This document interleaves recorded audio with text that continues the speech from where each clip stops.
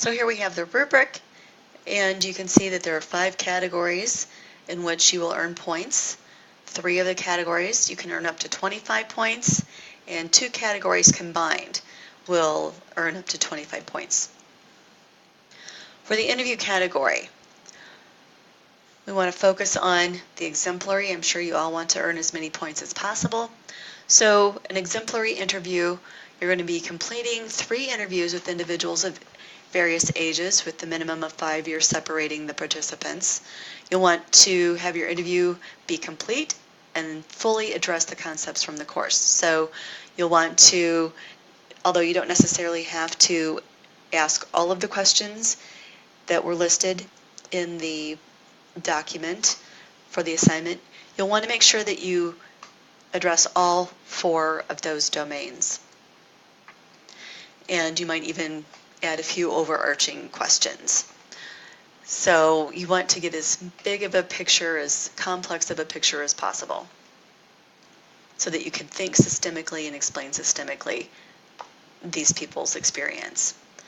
Less than that, at the developing category, you'll still complete 3 interviews, but there might not be the requisite minimum of 5 years, or there might, maybe you missed 1 or more of the domains, or you really didn't ask enough questions to get a full picture of what their experience is like.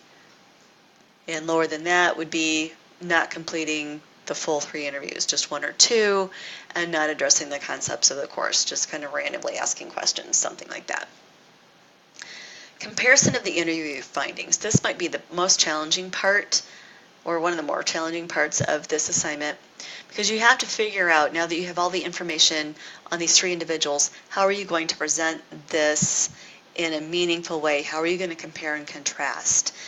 I don't want you to submit work where you just have person A, here are all of the answers to all of the questions in all of these domains. Person B, all of the answers to all of the questions.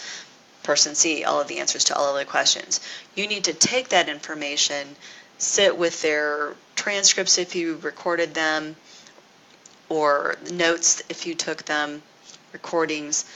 Sit with that, think about it, let it kind of percolate inside, and see what comparisons and contrasts you can make among each of those 3 individuals. You're going to want to compare person A with person B with person C, as well as person A with person C, and in the different domains. So you need to think about, are you going to organize your presentation in terms of those domains, physical, social, cognitive, emotional, and then talk about each of the 3 and comparing and contrasting.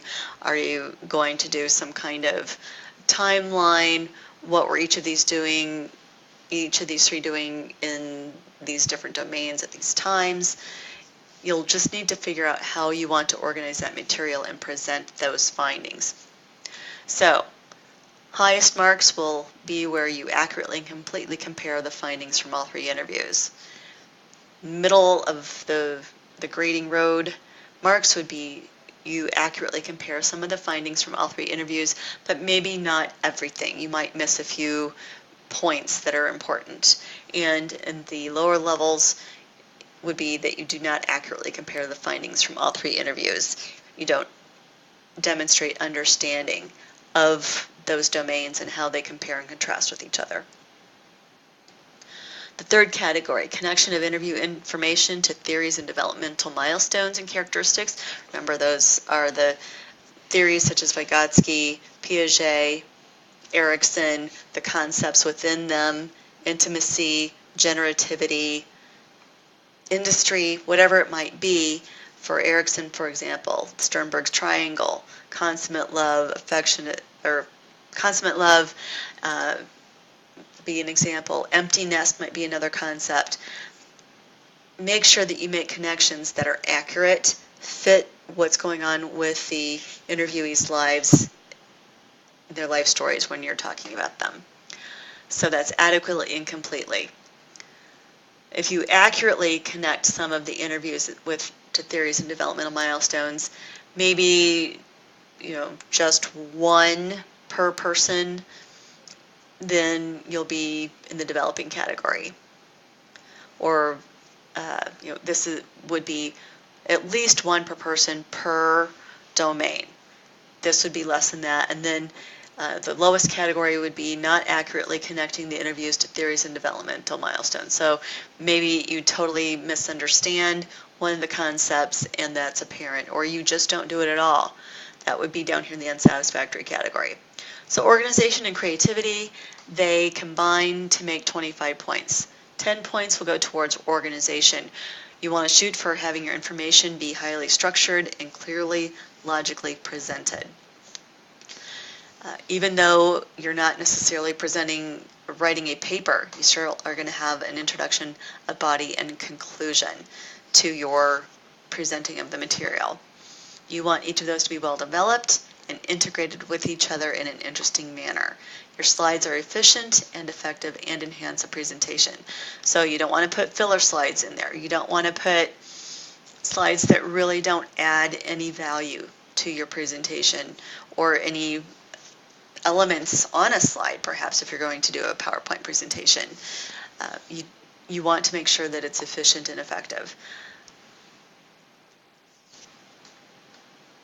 Developing would be information is presented in a fairly logical sequence. You contain basic introduction, main section, and conclusion. And the viewer can follow your line of thought with a moderate amount of effort. Up here, it's very clear, very easy for your audience to follow you. Here, I have to think a little bit to follow what you're saying, but I'm still able to do it reasonably well.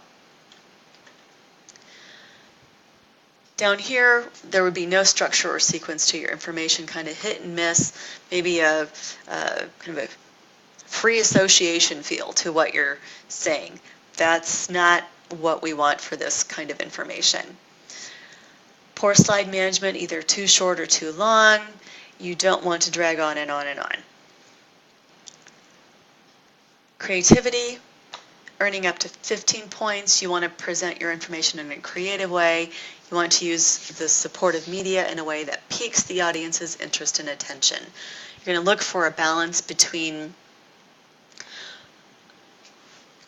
visual interest and visual overstimulation. It's might be a little challenging for some, but you really do want to provide some interest, but just not go overboard, because then it becomes distracting from the main points that you want to make. And then from there, student presents information in a semi-creative way that uses some supportive media that are fairly appropriate. If something kind of doesn't fit, seems a little odd, out of place, that would come into the play here. If it's a very standard PowerPoint presentation, looks solid and professional, then that would probably be here. And not presenting the information in a creative way or using supportive media, then that's going to bring you down unsatisfactory. Another couple comments on creative media would be maybe putting in video clips, no more than a minute or two, perhaps, of the interview, a recording of parts of the interview with your different people might be a way to do that. Bringing in the right kinds of pictures or illustrations would be along those lines. So there are other ways that you can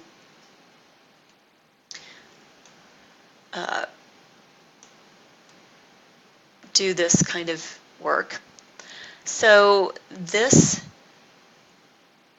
is this website is sorry, I had this here elsewhere. Educational Technology and Mobile Learning, and it provides a number of different kinds of programs that you can use. Timelines, using graphics of location, storylines, different things like that that will be creative for you. And then Prezi, if you are familiar with Prezi, Prezi.com, you can try this out.